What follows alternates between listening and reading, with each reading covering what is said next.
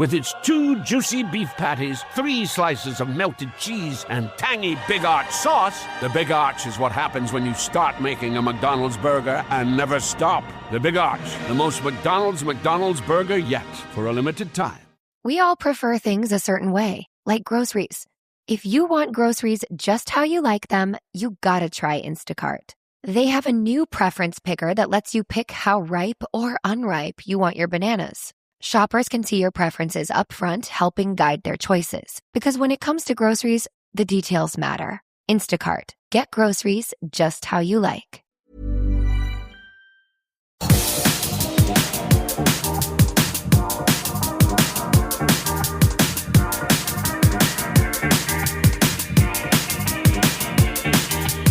Welcome to episode 104 of Winging It. Sarr's Nose. I'm just calling this one Sarr's Nose. Sarr Nose. Sarr Nose. Yeah. I think your nose is too long, joked Oliver Glasner after the match to him. Well, it wasn't a joke, was it? It was bang on. Just as well we won, because if he was saying that comment and we lost, he'd probably take it quite seriously. The worst VAR you've seen, Albert? I mean, it's up there. In terms of offsides, it's got to be up there. Well, as we know, I'm not a staunch defender of VAR, but as always, the problem there wasn't VAR. The problem there is the offside rule. So VAR technically has done nothing wrong there, because the rule is your nose is offside, which isn't a rule I agree with. It's upheld it, but it's just the fact that every 98% of him, including his feet, which is what I always say it should be about, were very much onside. So fair enough. Definitely the worst use of VAR I've seen. Let's put it that way. Yeah, You don't think that he's gained a massive advantage by his right nostril being... Listen, if he slammed it in with his hooter, then we can have the conversation. But he didn't slam it in with his hooter. He was punished for sniffing out a goal. Very good. Bosh. But we'll get more into that later. Talking of things that are too long. Hey. Where's this going? I've said I don't want to talk about it. All right, we can move on. The 136-mile bike ride from Arsenal is looking a little bit more real now, as I've gone and bought all the gear, but I've still got no idea. Well, I say I've got all the gear. I still don't have a bike. You're going to be doing it on a fucking micro scooter at this rate. I've got some bib shorts and some arm warmers and a helmet. But, what was ChatGPT saying about you asking ChatGPT for some advice?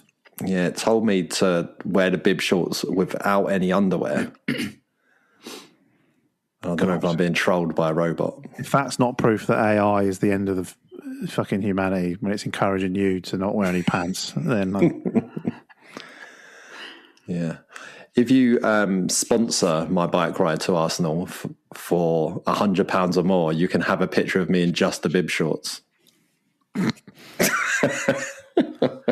Luckily, not sat on a bike. Right. Before we go any further, I'm going to crack open my beer. Oh, it's back. It's back.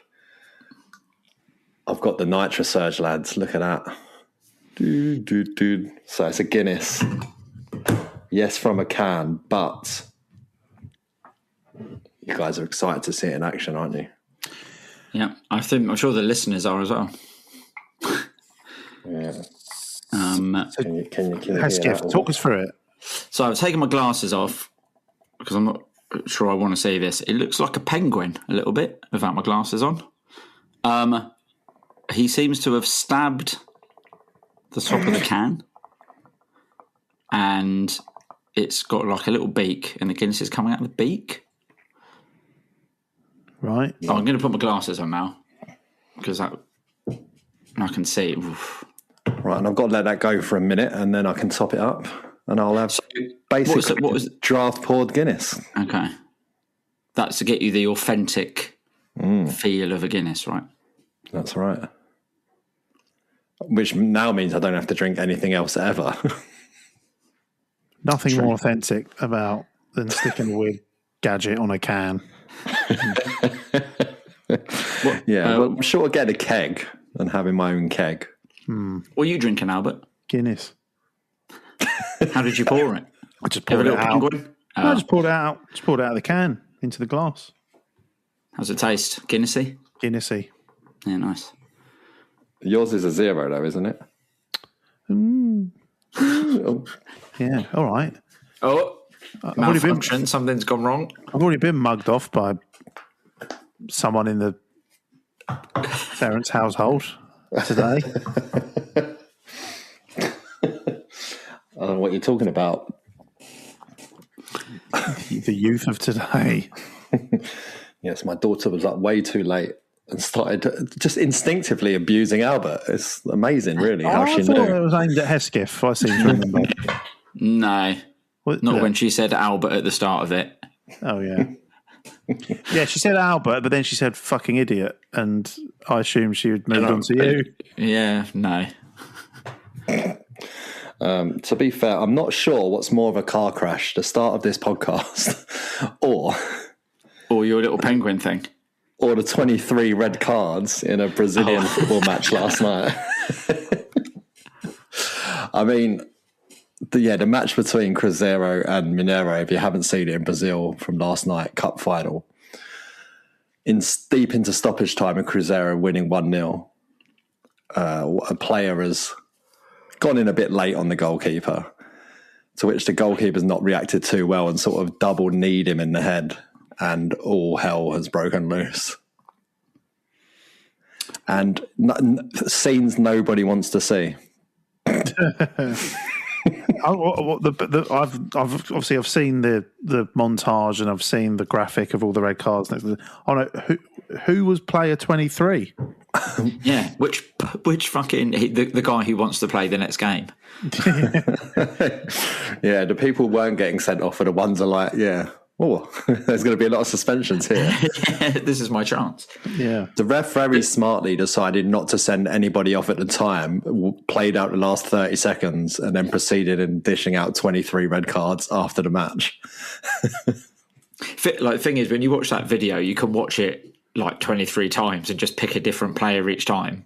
It's mental. It's absolutely crazy. How long was the VAR check on that? It's still going on. Yeah. Texters somewhere shouting corruption. Yeah, crazy. I think was Yannick Bolasie at Cruzeiro earlier this year? He was. Yeah.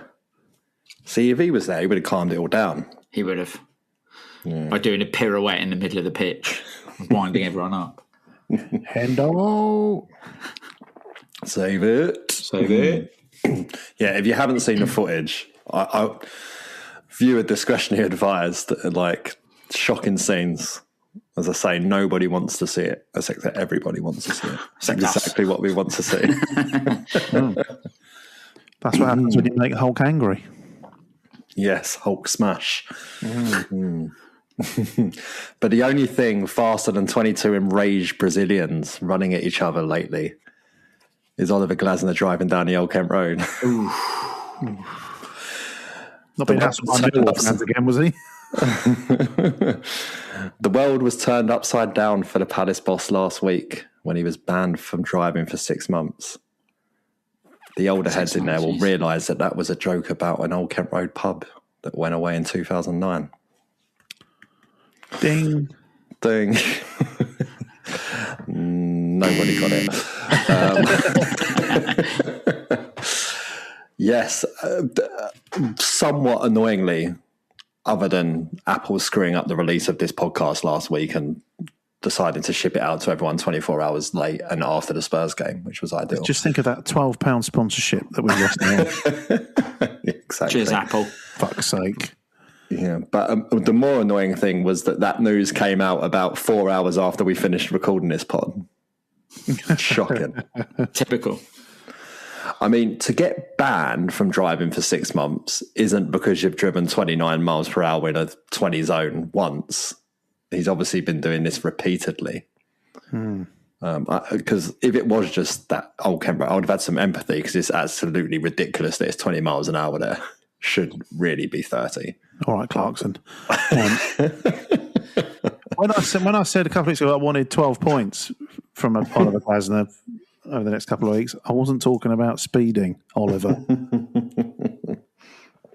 Very good. I have to say, I'm currently working, a colleague of mine is American, and I think she might be in trouble with her licence because she's driven up the Finchley Road, not realised that a portion of it is 20 miles an hour, and done it 4 days on the bounce. Oh, no. Ding! Yikes. So I can see how Glasner may have come a cropper. Yeah, there are a bunch of roads that are 20 now, just needlessly. And I know it's a drive to get a lot of London down to 20, but it's just Old Kent Road. It's massive. Do you know what I mean? It's massive, really wide. I just don't understand why. But alas, he is banned from driving. Maybe this is count back 6 months. Does that get us to October by any chance? It kind of does, doesn't it? Maybe this when he was like, I'm leaving. I'm not signing a new contract because the fucking roads around there are shit. Get me back on the Autobahn. I want to drive at 300 kilometers an hour. Does anybody know what the speed limits are in Manchester? Yes. Well, 6 months it is. Serve it out. He won't be in England anymore by the end of that. So He might, I guess. Who knows? But by then, the search for a new Crystal Palace TV presenter would have been wrapped up, and we would know who the new Chris Grierson is. Again, I said, can we not talk about it, please? I'm trying to keep it under wraps. Yeah. Well, the search, the way they did it last time, and it sounds like it's going to be pretty similar, worked last time, obviously, because Chris Grierson did a fantastic job and was a great find. So hopefully the process fishes out someone just as good. With Trust the process. Less grey hairs. Fuck, that's me out. Yes. Would that be your dream job, Hesketh? I don't think you're allowed to swear. So, I'm not. Even if it was my dream job, I'm not sure I'd last very long. You're also probably not allowed to just say we're going to lose all the time. Yeah, that's true. Yeah. What we should just do is just lobby whoever it is repeatedly to bring back season review DVDs with Terry Byfield. Yes. Yes, and they need to appear on our 150th episode. That should be written into the contract. No, but by the time they leave, it'll probably be episode 650 or something. So. And Terry Byfield still will be ignoring our emails. And remember. Yeah. Last bit of news is that on the Wednesday, the 22nd of April at Selhurst Park, 7 p.m, will be the Premier League Cup final between Crystal Palace and Manchester United. That has just been announced this evening. Nice. At Selhurst Park? At Selhurst Park, yeah. I guess it's something to do with seeding or something. Wow. Don't know. Yeah, I have no idea. Or maybe it was just a draw. Doesn't seem right. That's what it's going to be. Hey, listen, I'll take it if we win it. Yeah, well, it is our first time in the final. We made the semi before. But I think United might have been in the final last season as well. What could go wrong?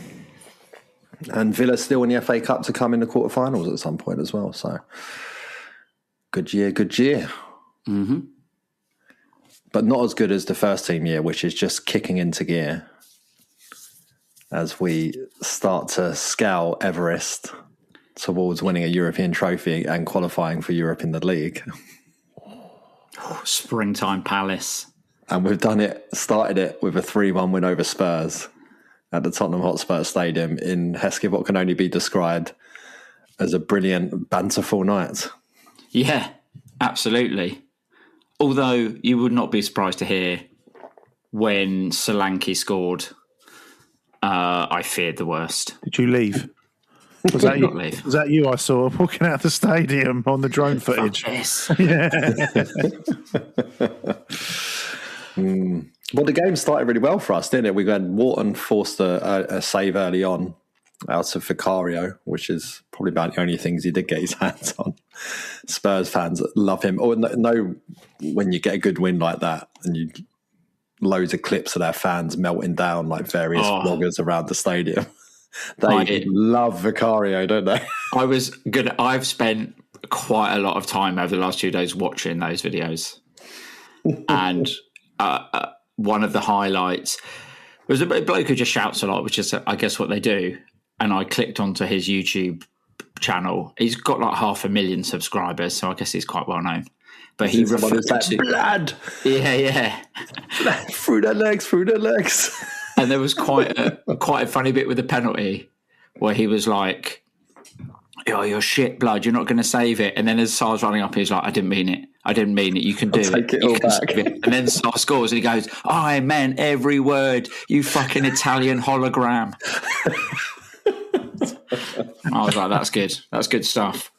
Yeah.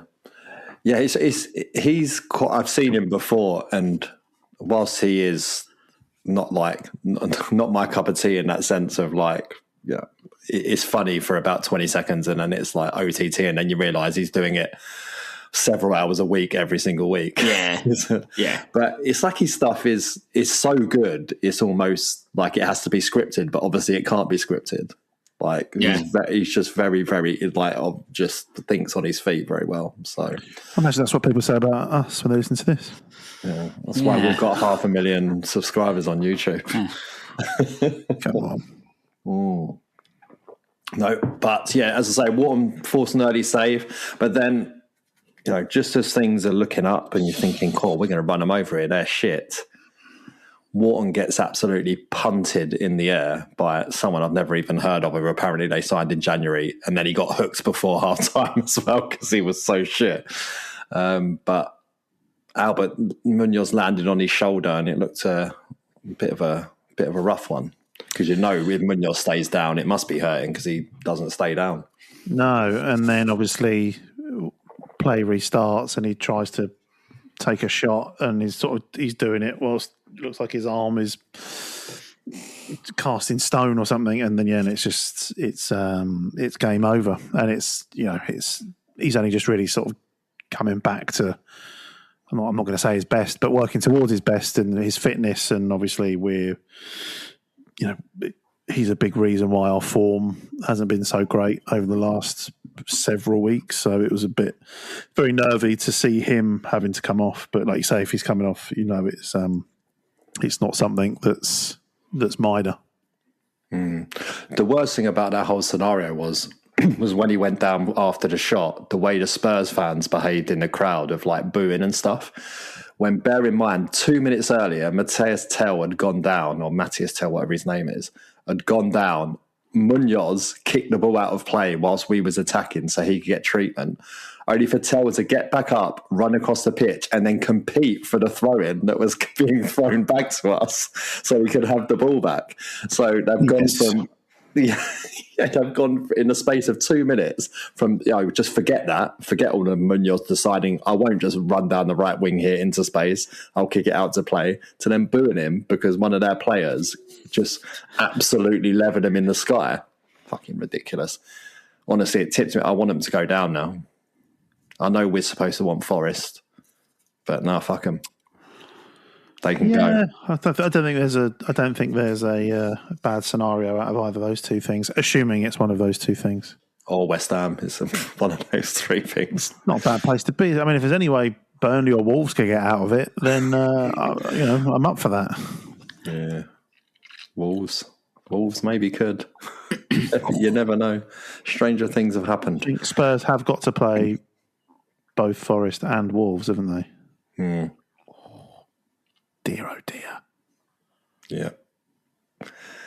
It was James Richardson, the Italian football guy from back in the day, was saying nobody can really want the Spurs to go down because the Premier League places a poorer place for it. It's like, fuck it, no. Everyone wants to see it happen for the banter.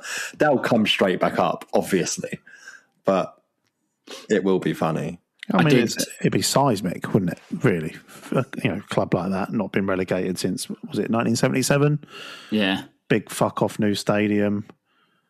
Just one European competition. Like, I guess it's similar to when Newcastle went down, isn't it? No one would ever have said, nobody of our age would ever have said, oh yeah, you'll see Newcastle in the Championship more than once. Did you guys see the Lincoln fans at the weekend? So I think they beat Cardiff away, didn't they? And they're top of the League One, and their fans are singing Tottenham away, LA, LA, and Tottenham next year, LA, LA, which is pretty good. Yeah. Cardiff were top and Lincoln was second, and they went to Cardiff to win to go top. And Rob Street scored for them. Did, yeah. And I think both of those two have run away with it, so those guys are definitely going up. But I think with Tottenham, I mean, the only reason I think Tottenham won't go down is because it'll be so funny and everyone wants Tottenham to go down. I don't know how they're going to get out of it, going by how they, have been playing, but how they played against us.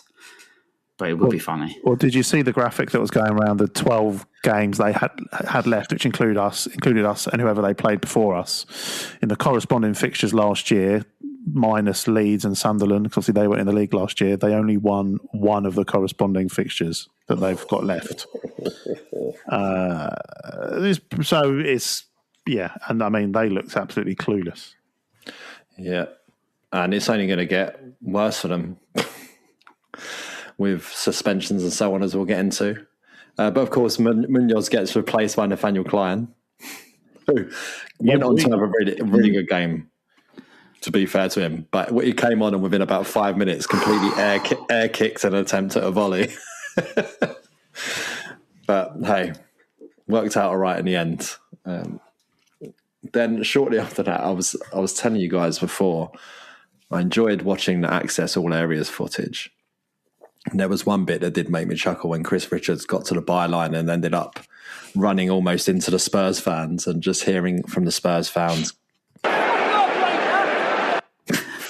fuck off, wanker. I'm not even sure Chris Richards would have understood him, to be honest, but it did amuse me. But then we get Sarr's nose being offside, as we've discussed.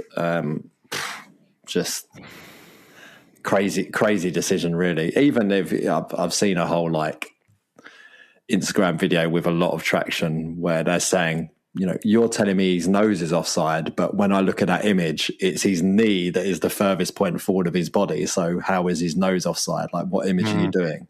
But I think that's the angle of the camera. I think his head probably is further forward than his knee, if I'm being generous to the technology. But who knows? And of course, Spurs go up the other end and score, Hesketh. Of course they do. Yeah. And it was a frustrating one because I think Wharton has given himself some of the blame, and friend of the pod, Miserable Dave, definitely gave Wharton some of the blame at the time. But also not helped by Richard sort of herring towards it and both of them not getting the ball. So it's disappointing because up until that point, really, they hadn't done anything. I didn't feel like we were under much pressure or any danger. But it coming so quickly after that disallowed goal just felt like, it's going to be one of those bloody games. And it was, thankfully, a short-lived bit of despair. Yeah, and, Glasner talks about it a lot after the game, and Strand Larsen did too. Albert, the reaction that we got from the players was unbelievable, and I think it's another sign of steps in the right direction, because I don't think we would have got that reaction 2-3 weeks ago. I think we would have probably folded. Yeah, I'd certainly something I'm willing to get behind and agree with. You have to take into account that Spurs are fucking shit. However, the reaction was great, and it really we had been playing well up until that point. So to see them sort of carry on persevering and playing in a similar way, and we'll talk about Wharton in a more positive way, I'm sure, imminently, and Strand Larsen as well. I mean, everyone. Klein coming in, it wasn't our defence is a little bit unorthodox and chopping and changing from week to week at the moment, and Munoz going off doesn't help. So I think it was the remainder of the first half was something that they probably all should be really proud of, and it was a welcome relief, I've got to say. And it starts with the penalty and the red card. It's amazing how quickly football can come back around after the Qua red card for a pullback at Old Trafford on Sunday. Get to Thursday and we're getting the same decision in our favour, although this was far more in the penalty area, far more of a two-handed yank back on his arm. So, I saw a lot of Spurs fans going, if the Lacroix one's not a penalty, Palace fans have changed their tune now. And well, I don't think it's the same, is it? It's not. No. It's not the same tackle. No, I would say that is a clear goal-scoring opportunity. The one that we were awarded. Yep. And from a Spurs point of view, obviously, Romero's just about to come back from his suspension. Now Van der Ven is out. And I don't know. I can't. Apparently, it's going to be a 3-game suspension for him because maybe second red of the season or something. But, yeah, not what they need in the slightest. And, yeah, we, of course, went on to take advantage of his lack of pace in the back line later on in the half. But obviously, penalty, Sarr takes it now. Sarr, very, very accomplished penalty taker, it looks like. Obviously had the Community Shield final, which all made us fucking shit out our insides when he started following Ebb's kind of run up. But then, now that Forest, did he score in the Millwall penalty shootout as well? I think he might have done in that as well.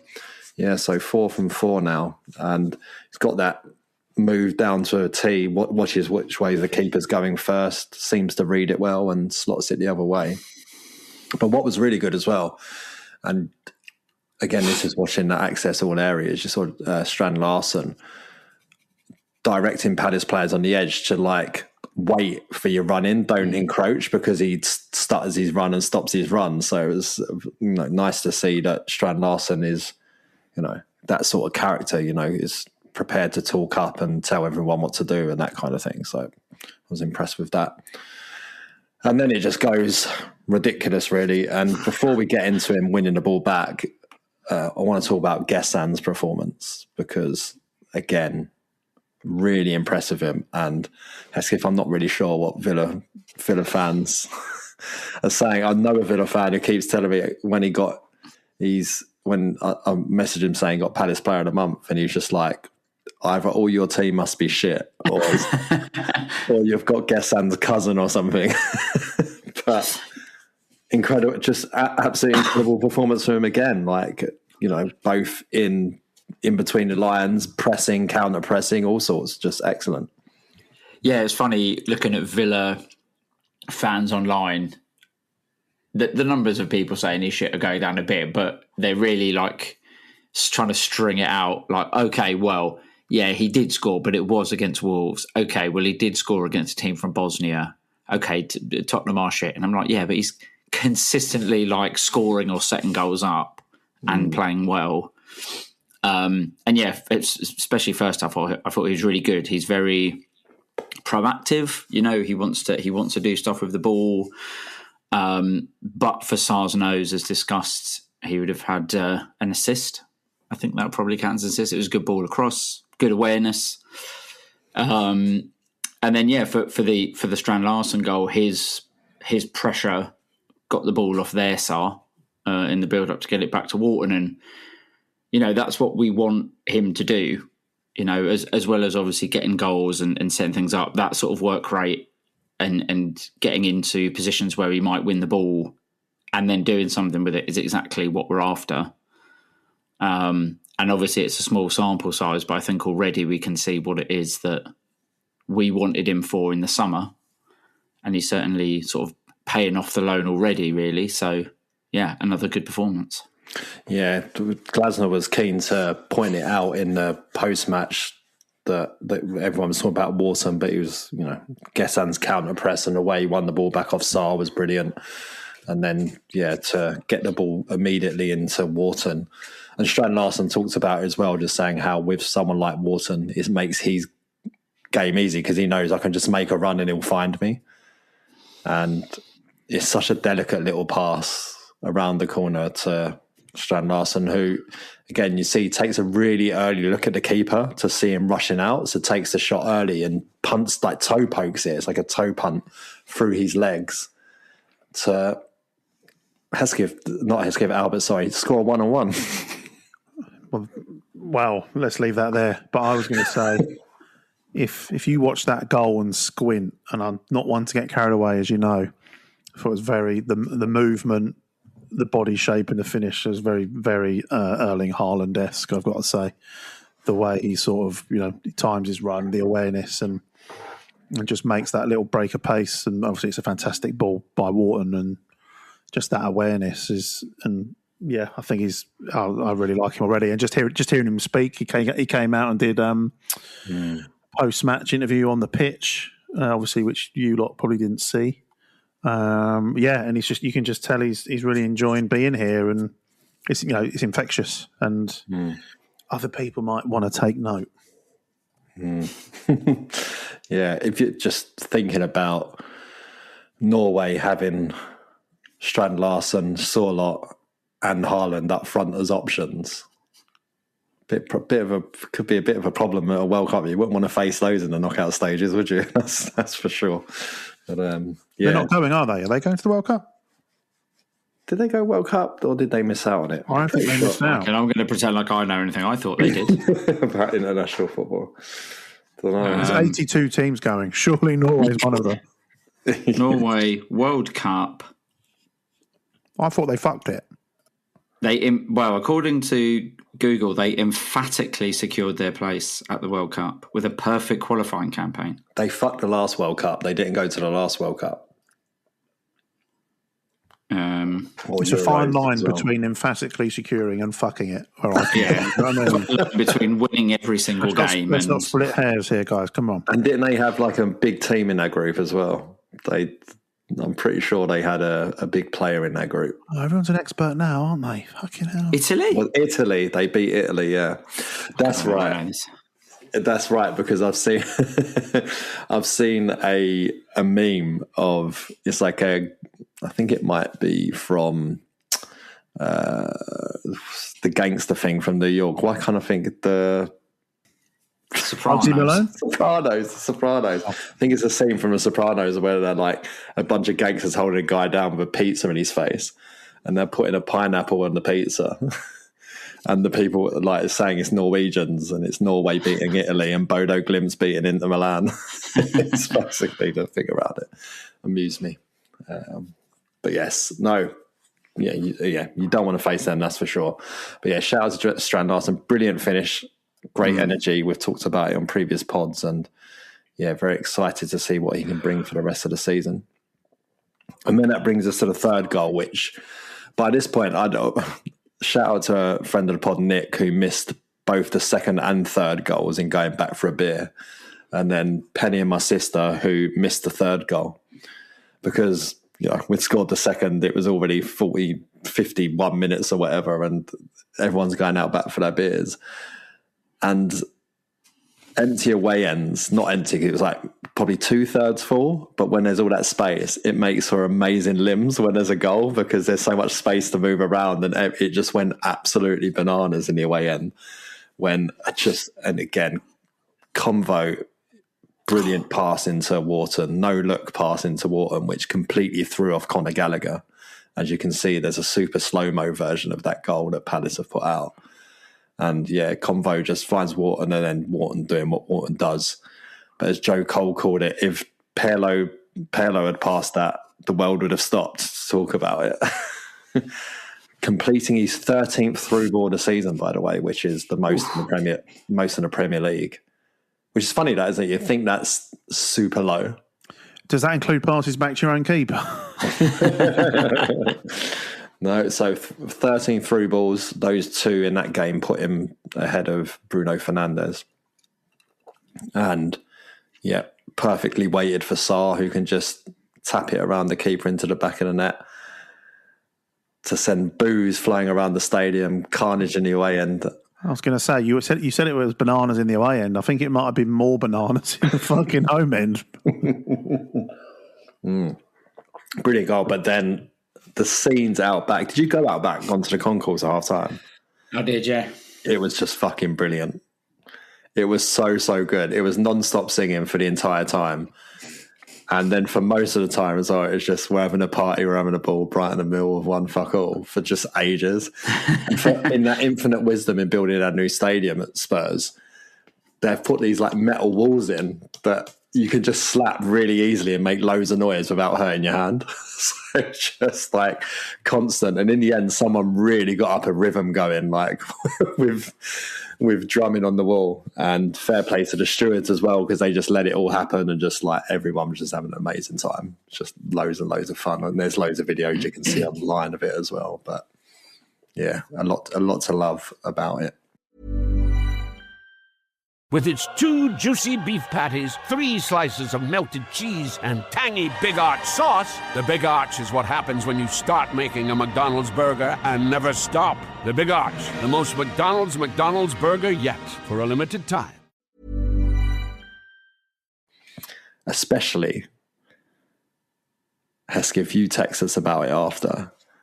What were we doing for about 30 seconds in the build-up to the goal? Oh my God, I can't believe Palace have done this. We were olaying every pass, which normally I'm like, stop this, we're going to get tackled and let a goal in. I was also olaying at this point, to be fair. But because I think the move started off with us tackling them. I think Convo got the ball.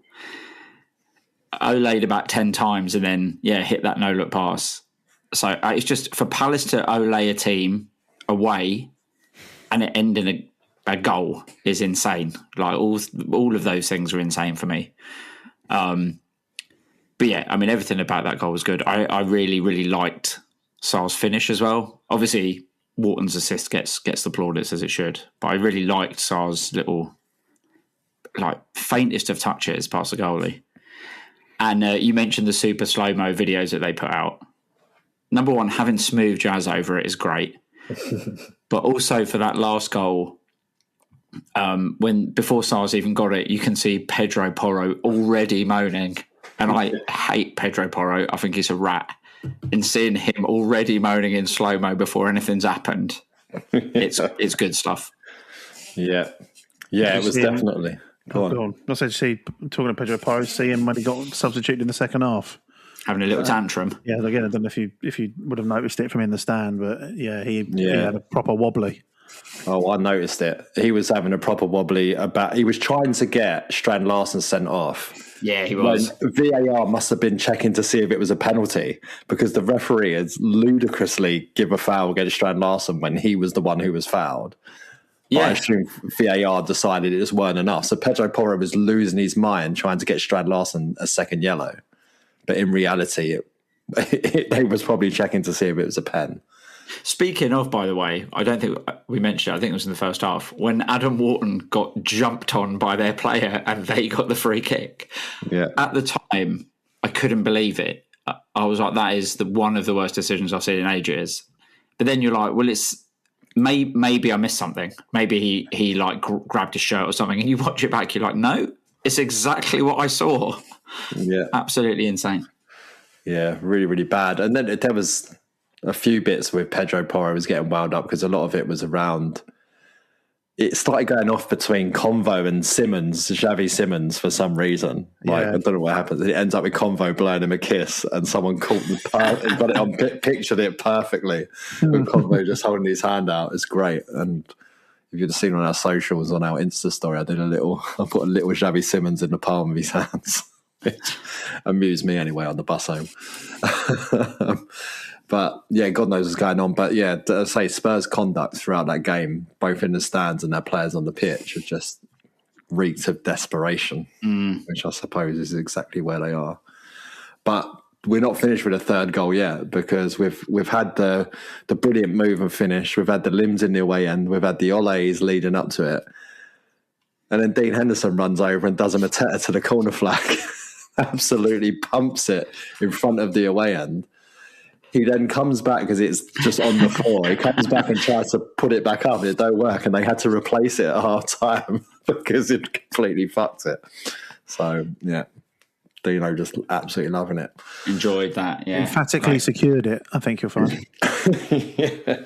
I think if the ref would have seen it, we'd have probably got booked, to be honest. But then, weirdly though, come out the second half, and Glasner said we talked a lot about don't give free kicks and throw-ins away and corners around the edge of the box and all that kind of stuff. And it's just what we repeatedly did for most of the half. And Albert, straight from the kickoff, they nearly score. I think Dino saves from a near post header. And, some better finishing from Spurs. It might have been a bit of a different story in the second half.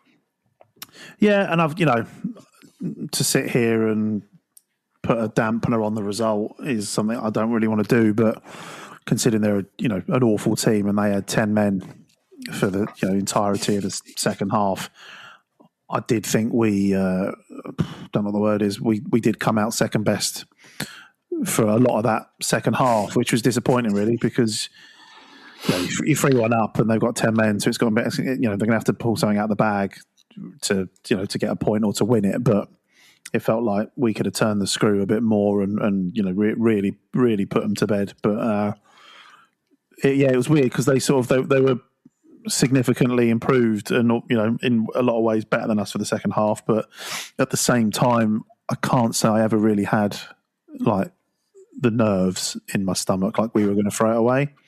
So it feels weird to kind of present a slight downside to it, but I did think we could have probably put in a better performance second half. But maybe it was just us in cruise control and not wanting to, go all in on that, knowing we've got plenty of games coming up. Yeah, good save from Dino from Solanke stands out with his feet at the near post. But yeah, I think we could have probably found another gear if they'd pulled one back and just gone on and scored a few more. So who knows? But got to bring some changes, even get Uche some minutes on the pitch, which... you're in cruise control when the Uche comes on. I actually thought Uche was all right when he came on, Yeah, a lot of energy. I don't want to be buying him, to be quite honest. The novelty of his really good first name has worn off a little bit. But yeah, I thought he didn't just put himself around as well. He put himself around and did some stuff when he got the ball, which was quite good. But I did quite like that. Probably the best reaction, other than them celebrating their own goal for the whole game of the Spurs fans, was clapping Brennan Johnson when he came on. Yeah, fucking hell. Yeah, there was a few times in the second half as well where we just didn't quite get the connections right, and there was one stood out, and it was just before Sarr went off. I think it was Gessan should have slotted him through. Yeah, like Sarr, especially considering Sarr's on a hat trick, he should have really been. It took him an age to do anything. I couldn't. Yeah, it was really frustrating. I don't know whether he was trying to draw the defender out a bit more, but I just don't think he needed to. I think the space was there to make the pass, and I don't think Sarr was very happy, to be honest. But hey, we got it over the line, and it ends up with Dino running to the away end at the end of the game or coming over, and normally when he shushes everyone, he's going to start a song. He's going to sing Waka Waka. But we got a different one this time. Yeah, which is now, what was funny is he started saying Jeremy and everyone did Waka Waka and he shushed. No. And everyone shut up. It was incredible. Like a, what do you call it? From an orchestra. Like a conductor. Yeah. And, everyone sung Jeremy Pino, who obviously he's not been getting a lot of minutes of late, Albert. So it's a bit of a nice touch from the captain to continue to include players that are not getting minutes at the moment. Very nice. Or he's just saying, we're going to Leipzig. That's what he's trying to get across. Yeah, maybe. The team believes. When you play it like that, it sounds like he's in trouble and he's calling for help. And Jeremy Pino's the nearest person that could come and lift the log that has landed on top of it.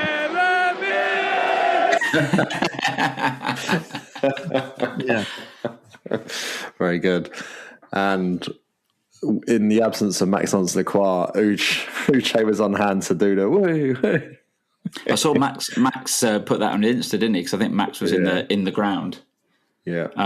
It's a nice touch, though. I think it's good bit of togetherness, isn't it? Shout out to the shout out to the 2 rows of Colombians in the away end as well who come to watch Munoz. 2 rows of Colombian. Yeah, carry on. So I said, yeah. So 2 rows of Colombian. Aren't you all banging the walls? Fucking hell. I've just finished that Guinness. Yeah?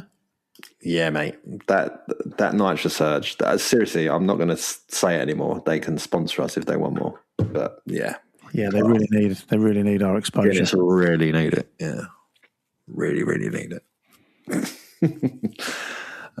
Just a Shelbourne qualifying for next year's Conference League or Europa League, whatever, so we can play them again.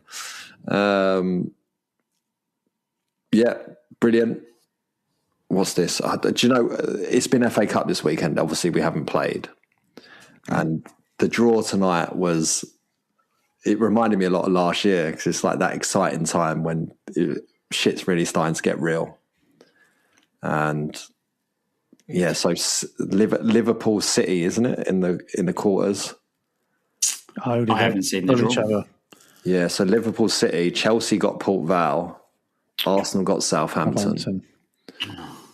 But just know when you're in, like, you're one of those teams, especially if West Ham, Brentford are in a penalty shootout right now, are they? Correct. Yeah, if you're West Ham or Brentford and you're seeing like Liverpool and City are going to take care of each other, so one of them's going to go out, like you start to believe. I saw a lot of Fulham fans moaning because they sort of didn't really take it as serious as they should. And are basically like, all right, they would have got Chelsea, but at the time you'd be like, well, we're lousing this up. A lot of their fans don't like Anderson, is what I've gathered this past couple of days. They just think he's like slow and shit and doesn't care. So in this Brentford West Ham penalty shootout, we've had another Panenka where the goalkeeper hasn't moved and just caught it. Yeah, is the Panenkas when they do a silly little chip, right? I'm not good with the lingo. Yeah, and the goalie just was like, "Oh, thanks." Okay. Just plucked it out of the air. Yeah, it's ongoing. So apologies for breaking the Palace chat with a West Ham penalty shootout update. Is that Areola in goal? He is indeed DJ Areola. You seen that? Him DJing at some like random pub in Bethnal Green or whatever. Really? Yeah. He plays house music, and they were like, "I've just rocked up, and look who the DJ is," and it's literally their goalie. Oh. I want to know a pub. Being from Bethnal Green, I want to know what pub it is. I will try and find out. It might not be Bethnal Green, but it's definitely a pub. Have you ever DJ'd on Areola, Terence? I've tried a little dink on an Areola before. Thanks for listening, everyone. Slamming down his glass. Hesketh's taking his specs off. Just slams them on the table in disgust.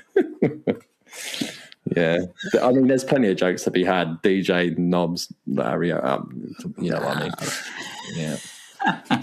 You know what I mean? Just DJ knobs, you know what I mean? Just fill in the blanks, yeah. Twisty things, you know.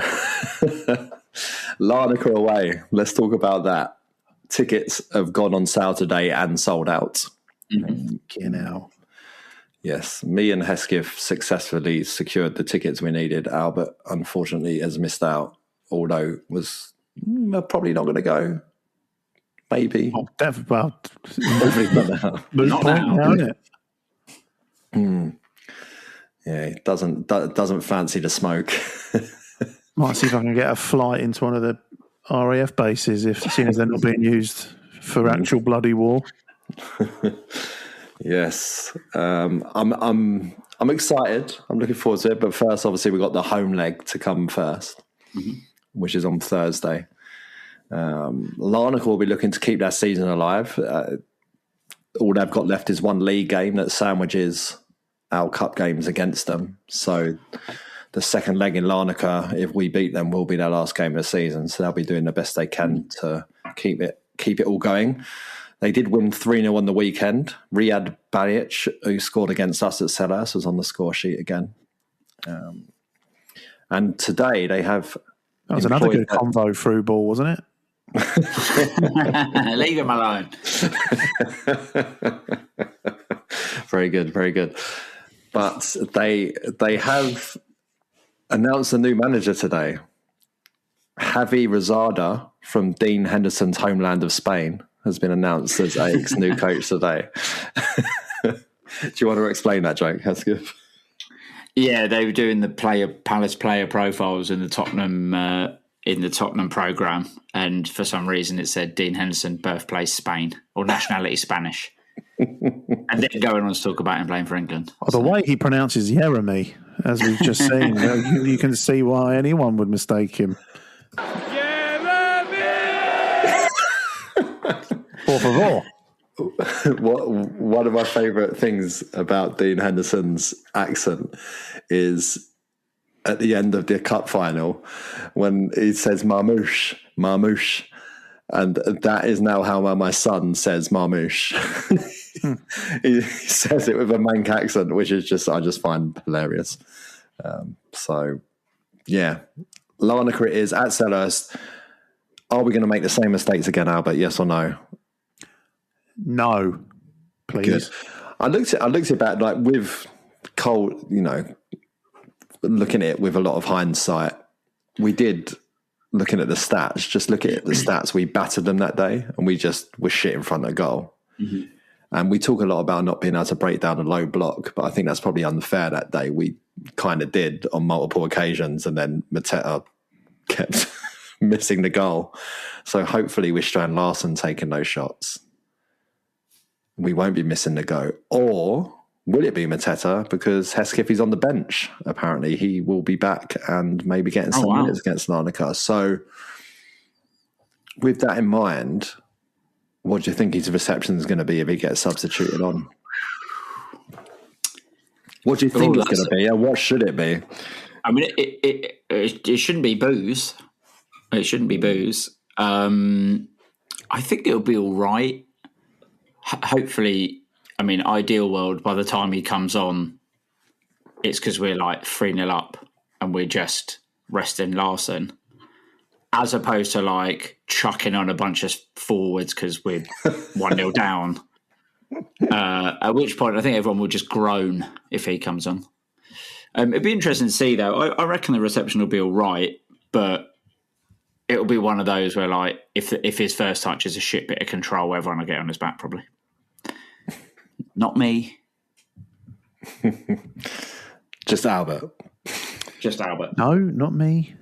Are you there? Because I'm. Hey, that's a technicality. Hey. Come on. He'll hear you from Watford. Maybe. I've got to make the call on the day. When the abuse that you shout towards Mateta is akin to Hendo shouting Jeremy. I don't shout abuse at anyone. Thank you. Quite reserved. Shout abuse at me.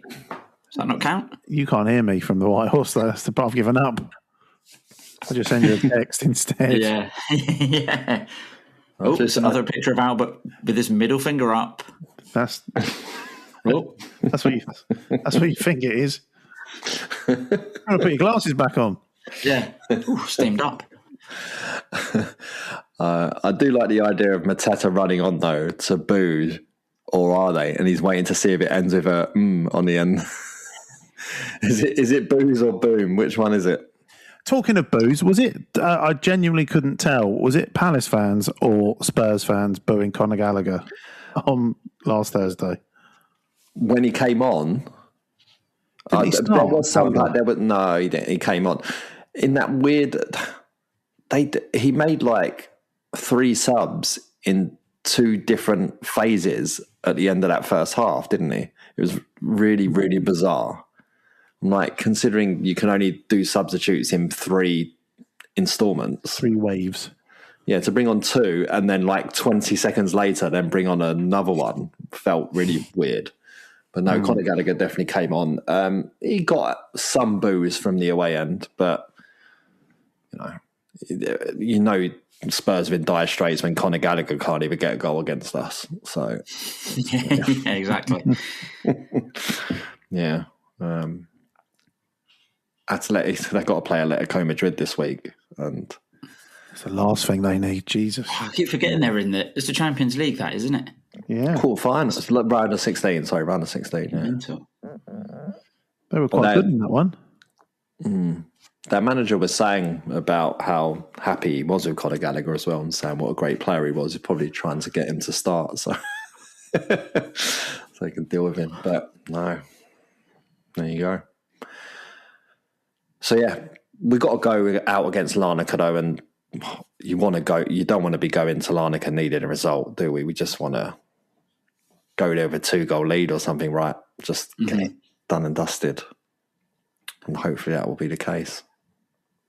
I should know this, Lacroix back? Yeah. Yeah. He's suspended. Well, yeah, it's also not that it doesn't cross over to Europe. Yeah. Okay. Yeah. Who are you taking out then? Chaddy? Who I thought was good again on Thursday. Yeah, I think they're obviously managing Chaddy's minutes, aren't they? Yeah, because of injury and stuff. So it will probably be Chaddy. But I guess unless you play Chaddy on Thursday and then bring Max and drop Chaddy on Sunday. It'd be weird if Max is available and doesn't play though. Yeah, Max will 100% play. But it's, at least we've got options, and everyone's starting to get a little bit more comfortable with the centre-backs we do have. Convo just getting better and better with each game. Not to say that there won't be another mistake in there somewhere. He's young and he's ambitious with his passing and all of that kind of stuff. But yeah, if you look at the amount of minutes he's got as a professional, they're not many. So he's still learning, and he's learning at the top level of the game. So he's just going to, good chance he's only going to go on and become an absolute star based on the qualities he's got. What? Any news on Munoz? He was in a picture. Palace tweeted out a picture of Glasner talking to players at training, like on the training pitch, and there is a heavily tattooed leg next to Glasner. So it looks like he's training. Is there a heavily plastered arm? There's nothing on the end of there's nothing on the end of the leg. It's just a leg. Well, Glasner did say he said he felt fine, didn't he? So he said after the game, like, it's Munoz, isn't it? He probably went home and did some deadlifts or something, where he's like. But yeah, we shall see. But hopefully, yeah, because you say he's just getting up to speed again, isn't he? Last couple of games has really been getting towards the Munoz of old. So yeah, that's certainly what we need if we want to have a successful end to the season. Brennan Johnson to start. What's your front three on Thursday night? Probably Sarr and Gessand with Strand Larson. Correct. Yeah. And like we said with the Mateta thing, hopefully if we're doing well enough that we can start rotating a bit as with our subs, then you can see Johnson and Pino, then you can see JP. Yeah. I think he's got, basically at this stage of the tournament, you've got to go full strength. And I think that's probably what it will be. And we'll get an idea of what he thinks full strength is with the players he's got who are fit. And yeah, I just imagine it will be the team that started Spurs minus Riyad for Lacroix, I'd imagine. But and yeah, assuming Henderson's fit. Sounds good to me. Does. Right. I hope everyone got their Larnaca tickets that they needed. If you didn't, there's a waiting list. Get on it. You never know. Some people might end up deciding they don't want to go in the range of missiles. I was looking at a world map today. Cyprus is very close to Iran. It's like really close. Hadn't quite appreciated that, but hey-oh. So I just saw a headline. Just before I came on from Donald Trump saying it's over pretty quickly. They've very nearly won it, very close, like it's a football fixture. I'm sure by the time you get there in 10 days' time, it'll be fine. Nice. The weather is going to be 21 degrees apparently. Yeah, it says, I think the war is very complete, pretty much. That's a direct quote. So, and he is notorious for being completely truthful and telling it like it is. So, yeah. Nice. And then just popping their heads up over the horizon at Oldham Athletic. One for the older fans there. Right. That's your lot for this week. Thanks for listening, and hopefully Apple won't balls it up this week, and the podcast you'll be listening to it on Tuesday morning, which is a day early because Hesketh is. What are you doing tomorrow? Oh yeah. Oh, I thought I got away with it at my concert. Who are we going to see? We're going to go and see a singer called Poppy, who is good. Okay. So yeah. That's why I'm unfortunately not around tomorrow, but we made it work. We made it work. I appreciate you both.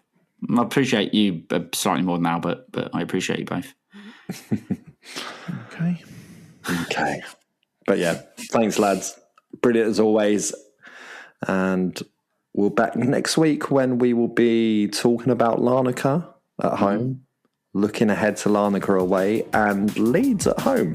All the L's. All the L's. Hopefully not. Hopefully not results-wise. Yeah. Starting to sound like a Welsh town. None of that, please. But yeah, brilliant. Thanks everyone for listening, and until next time, up your Paris.